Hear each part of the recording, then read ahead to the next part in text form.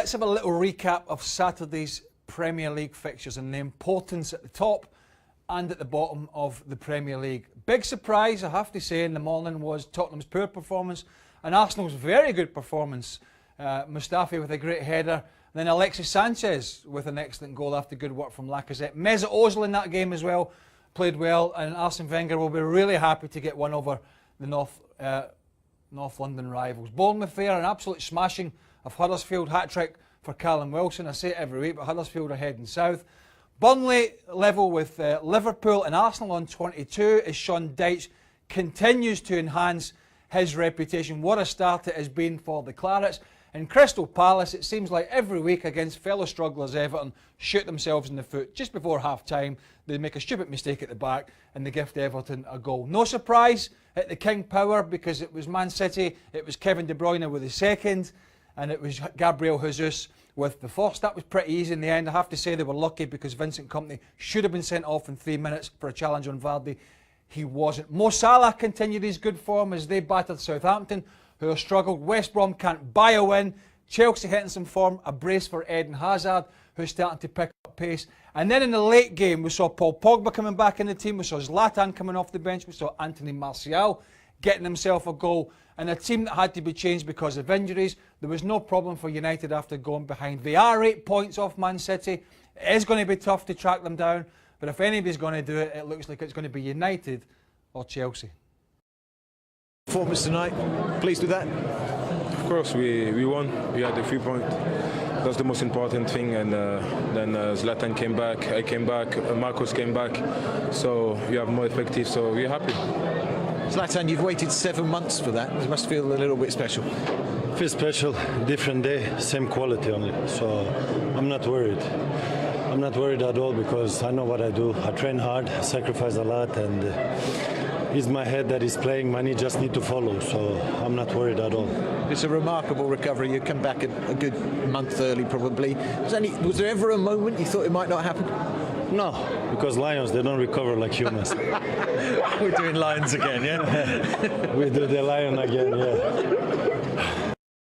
The 3 points, the quality of our performance after Newcastle goal, that mentality to react without panic and to react in a positive way, and obviously the returning of injured players is always nice, and especially in Zlatan's case, such a dramatic injury, and to see him be back is. But they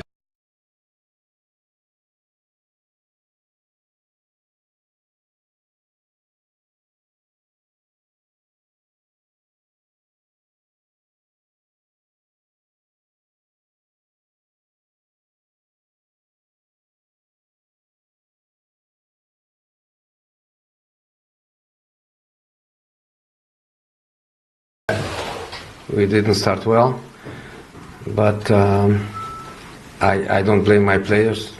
I blame, in the positive sense, I blame Benitez. Very experienced, very intelligent. The team was very well organized. They started very well, creating us problems we couldn't play, and at the same time they were creating us problems in our defensive areas. But the goal was like a wake-up call, and the team reacted very strong. I think good leadership by Paul and Nemanja in that area, and then we started. And of course, to score in the first half was very important, because took away from us the power of being behind, playing at home. Second half was ours.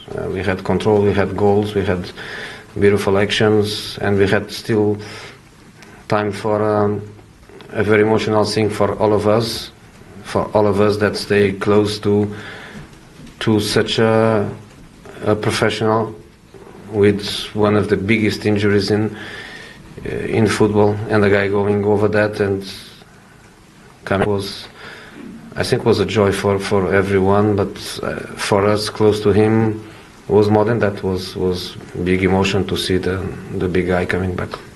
How impressed were you with Pogba tonight? He was top. He was top. It looks like he was not out. He came back with a great performance. Really great performance. Great influence in the game. As I agree with him, he had to make the decision of coming out when he feels the first sign of fatigue, because we don't want to go over the limits. So he played a little bit more than an hour, and for that hour it looked like he wasn't for such a long time without playing football. Is the reality, Jose, that just some players are irreplaceable? People play the qualities that he's at, and is it a liberating sort of effect he has on the players around him? He affects our football. You know, when he was injured, I decided to close my mouth, because I think it's the best thing to do at the time. We cannot be crying. We have to play without a certain player. We have to try to find solutions that we have. But we all know, myself and the fellow players, we all know that some players, they influence the level of the team. So we have much more creation. We have a second way out from the first phase, and so happy. Let's see the best decision for Wednesday. If the best thing for him is to play again, or if the best decision is to rest, because is a player that we need to protect. It's almost a very direct demonstration of his creativity, and that you talked about the leadership he showed, but also that movement to create the goal in an unexpected position to beat the man and the quality of the cross. Yeah, but the team at that moment, the team was flying. You know, second half, the team was free, was confident, had lots of bodies in attacking areas. We were dominating the game, and the players from the midfield were not afraid to arrive in finishing positions, because the game was under control. That's why, honestly, I was seated and I was really enjoying the quality and many times the beauty of our game. You seem to enjoy Lukaku's goal especially. Yeah, because he's a striker. Strikers, they like to score goals. It's not a problem for me if he works like he always does and he doesn't score goals, but for their self-esteem, for their self-confidence, strikers, they want to score goals, and he was doing that for us for a few matches, and I know that can affect strikers' confidence. So I was really happy that he scored that goal. Okay, last question. It's the first time, Jose, I think you started Marcus and Anthony in the Premier League together. How impressed were you by the way that they played? They both like to play in the same position, and that is difficult. They both prefer left, then on the right, both playing with another striker middle. We lose a point of contact with the midfield that we are used to, with the player playing behind the striker. But we found them a certain balance, and when they start finding sometimes both, one open in the left and another one in the mid left between the striker and the left winger, was the moment where in the first half we start creating more.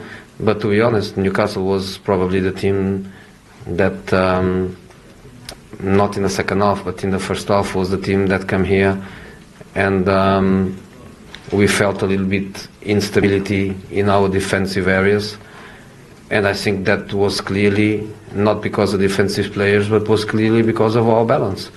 So to play them together, give us things, but also take some things from us. Okay, guys. The big news leading up to this clash is the fact that Pogba's back, Rojo's back, and Ibrahimovic back in the squad. I mean, I don't know how much football behind the scenes Ibrahimovic has played. Yeah. But it's remarkable just to see. And back at the end of the season, we were talking about it, and I said, I didn't think United would just throw him in the scrap heap, you know what I mean? And he's went away and he's rehabbed and he's back. I don't think he'll play a part, to be honest with you. But it's a kick up the backside maybe for Lukaku, who's not been in good form, to say, listen, you need to get back on track after the international break. You need to start scoring again because I've got other players coming in. It could be Ibra, it could be Rashford. Yeah. So an extra valid member to the squad. And of course, Pogba's going to be huge for them. Well, the best thing about all this is that now we're not going to have a Jose Mourinho interview or press conference that doesn't involve him saying, well, we don't have Zlatan, we don't have Marco Rojo, we don't have Paul Pogba, we don't have this He guy. doesn't mention Hey, it. but we don't talk about injuries. Yeah, we don't talk about injuries. However, Zlatan is not here, Marco Rojo is not here, Paul Pogba is not here. We're done with that now. What's he going to do when everyone is back fit? With this Zlatan-Lukaku conundrum. You know, I'm dying to see what happens with that because... Can they play up front together? No, I don't see how the two of them can play together at all. So only one can start because Only one one of them can isn't start. going to be in like this Rashford role, Yeah. are they? The thing I'm interested... Well, Rashford will play wide, wouldn't he not? Yeah. Aye. Yeah, But- exactly. No, but one of them could play in the Mkhitaryan. Not one of them. Ibrahimovic could play in the Mkhitaryan role because Mkhitaryan's been awful this season. Right. But you've got... I mean, you could argue that, it's a good mix. If you play Ibra coming short and you've got Lukaku who likes going in behind, you could argue that that's a good mix. Right. But I just don't see how the two of them play together. And I think Mourinho would rather have one guy who brings everybody in, and that has to be Ibra, because Lukaku's touch isn't good enough. But you've spent 80 million on Lukaku. But you've got to play what's best for your team. Now, I'm interested to see, what does Lukaku do? He can do two things, right? He can either give him the kick up the backside, right, and it makes him better, or he crumbles. Well, here's the thing. We're very emotionally that I'll tell you what, I mean, you really delivered that one. I know where my money is. You think he's going to crumble? I think he would crumble. Wow. If you've got Pogba and Matic in there, you know, I don't see why you couldn't play Ibrahimovic in between striker and midfield. But we're assuming that Ibrahimovic is in a level of play in which he can be competitive at this high level, which is it's another gamble. We don't really know what Ibrahimovic is going to look like. Yeah. And so we are trusting that his recovery has gone well and everything is great, but it's different to be training on that knee and then going and playing week in and week out.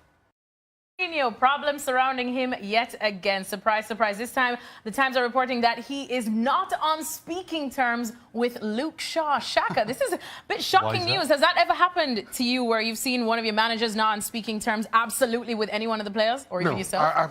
I've not seen that. But then at the same time, I'm not surprised to hear this news between Jose Mourinho and Luke Shaw, given their history. I mean, it was frosty at best. Yeah. And now, you know, it's gone a whole lot worse. No real surprise there for me in that regard. No real surprise to hear Luke Shaw, as a result, talking about life away from Old Trafford. I think that works best for both player and club, in all honesty. Stevie, Paul, what about you? Have you guys experienced anything like this, whether it was you or one of your colleagues? I'll tell you what, why would Luke Shaw want him speaking to him anyway? Because it's his manager and when he played, giving him his job. Even the short appearances that Luke Shaw had, when he did okay, Mourinho threw him under the bus. He took all the credit for it, saying, I got him through all the games. Listen, Luke Shaw, hey, you should be more than happy he's not talking to you, so keep away. No, the thing is about Mourinho, he's got to be a mentor, this kid. I mean, I remember when Manchester United signed him, every England fan was so excited about Luke Shaw going to United. He's going to be the next thing as far as left back's concerned. He could do it all. He could play that wing back role. He could play in the back four role. It's up to Mourinho to mentor this kid. I mean, he's gone through some terrible injuries. He needs help, so give him some help. Don't throw him under the bus all the time. You seen anything happen like that in the locker room for you or any of your colleagues as well? Something similar, maybe? Absolutely not, because it goes back to the coaches need the players and the players need the coach. They need the guidance. And when things are going a little south, that's when you band together. That's when you really show that you're fighting for each other. And all this does, it creates separation. United were in action in the Champions League this week, and somebody that caught the eye of many, Scott McTominay, that youngster. Paul Mariner is here with me on this one. Maras, Nemanja Matic has said that he's going to take special care of this youngster, saying that he thinks he has the potential already to be a star at Man United. He even went so far as to call him a great player. Now, what do you think? He's got to cool his jets a little bit. Too much too soon. Yeah, look, to get in the first team at Manchester United, whether they have injuries or what, it doesn't matter. Jose Mourinho give this kid a chance in the Champions League.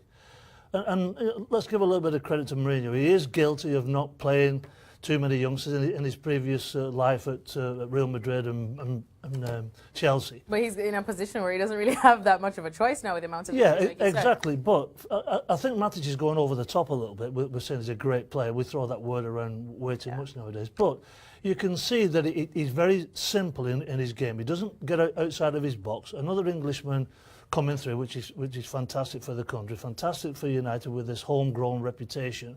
They seem to be able to keep that going.